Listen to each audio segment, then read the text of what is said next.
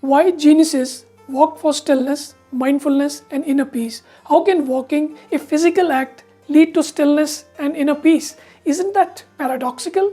We have always been taught that walking is a way to stay active, stay fit, or check off steps on a fitness tracker. But what if walking could do something far more profound, help us to quieten our mind, find clarity, and even change how we see the world?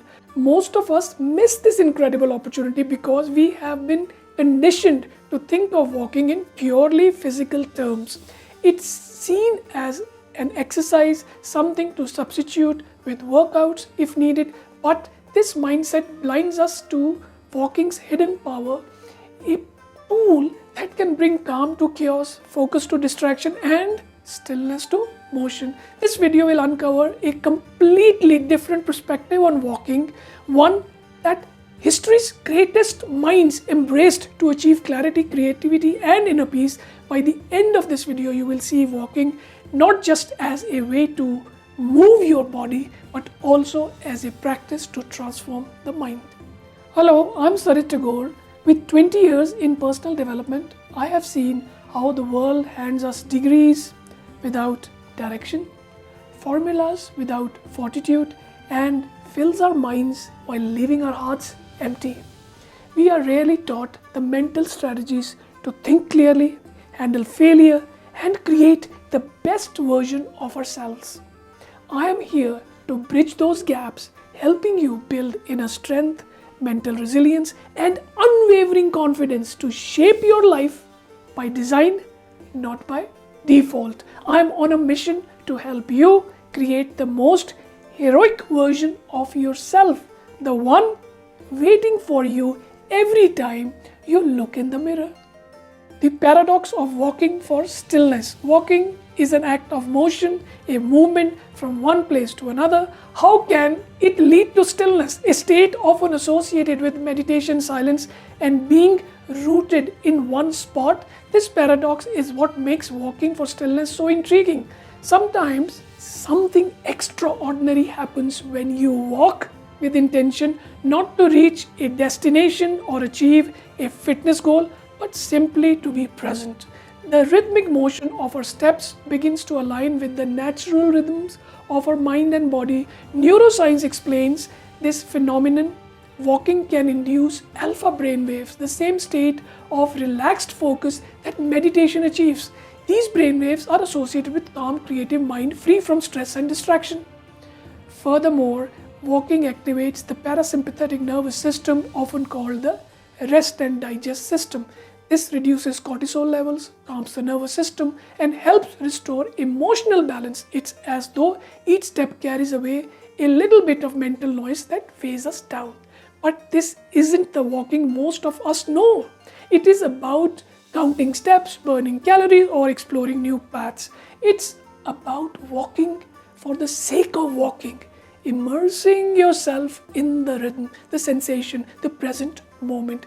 This type of walking transforms motion into mindfulness and activity into stillness. Why geniuses walked for stillness throughout history? Some of the greatest minds have turned to walking not for exercise but for clarity, inspiration, and inner peace.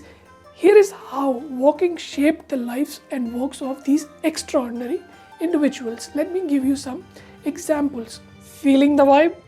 Then hit subscribe. Show some love with a like. Bring your friends along for the ride. Drop a comment or a line because your thoughts and ideas help us align. Søren Kierkegaard, a Danish philosopher, is known for exploring life's deepest questions such as the meaning of existence and how to live authentically. When he felt overwhelmed by his own thoughts, he often walked the streets of Copenhagen to clear his mind. He believed walking was essential for mental clarity, famously writing, "I walk myself into a state of well-being and walk away from every illness." For Kierkegaard, walking wasn't just an escape from despair, but a way to find peace amid life's complexities. The next example is Henry David Thoreau, the philosopher of nature's stillness. Henry David Thoreau, an American naturalist and philosopher, viewed walking as a sacred act that connected him to nature.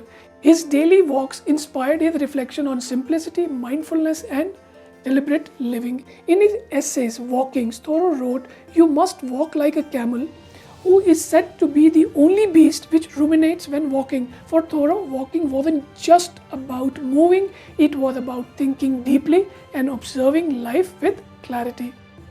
Another example that comes to mind is William Wordsworth, the poet who found verse in nature. William Wordsworth was one of the most celebrated romantic poets, walked estimated I don't know how many thousands of miles in his lifetime. His poetry, deeply rooted in the beauty of nature, often emerged during long walks through the English Lake District. Wordsworth saw walking as a way to connect with the world around him and translate its wonder into timeless verses. Nikola Tesla, the visionary inventor behind alternating currents, attributed one of the greatest breakthroughs to walking while strolling through a park in Budapest.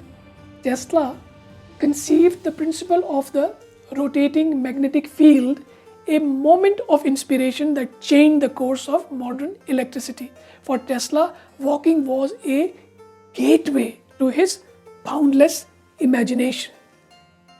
Another example, Mahatma Gandhi, the leader who walked for reflection. Mahatma Gandhi, the leader of India's independence movement, saw walking as a spiritual practice. His famous 240-mile Salt March wasn't just a political protest, it was also a deeply reflective journey that solidified his philosophy of non-violence. For Gandhi, walking was a way to align his actions with values. Another beautiful example that is worth mentioning is Beethoven. Beethoven often carried sheet music on his walks, jotting down melodies that came to him during his wanderings. The rhythm of the steps seemed to fuel his creative genius, making walking an essential part of his compositional process. Another example worth mentioning is Martin Luther King, the dreamer who walked for connection. As a seminary student, Martin Luther King Jr. walked daily through wooden paths, used these moments to reflect on his purpose and connect with his spirituality. These reflective walks laid the foundation for the clarity and conviction he brought to the civil rights movement. Modern science validates the creative power of walking. What historical figures intuited about walking is now supported by science. Walking fuels creativity. A Stanford University study demonstrated that individuals who walked, whether on a treadmill or outdoor, produced approximately 60% more creative responses on divergent thinking tasks than when seated. If growth and good vibes are your thing, this is the place where your spirit will sing. Hit subscribe, give it a like, share it with a friend, and drop a comment to help us all ascend. This suggests that walking is the key to unlocking creative potential. Walking engages the body and mind in a rhythm that stimulates new ideas and allows thoughts to flow more freely. Unlike sitting, which often feels stagnant, walking creates a dynamic mental state where inspiration thrives. This is why so many great thinkers have relied on walking to solve problems, compose music, and create works of art. Now, let me share how to practice mindful walking. But first, I want to say a few words about my inspiration. My inspiration for walking meditation comes from Thich Nhat Hanh.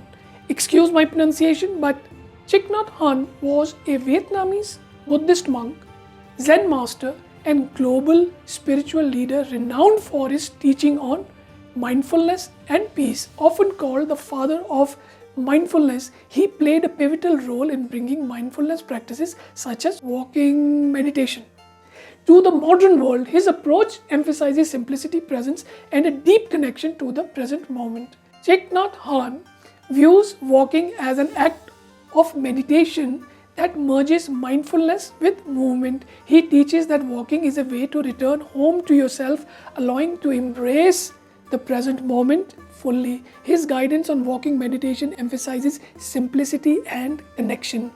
Walk with a lightness of being, aware of the miracles of each step.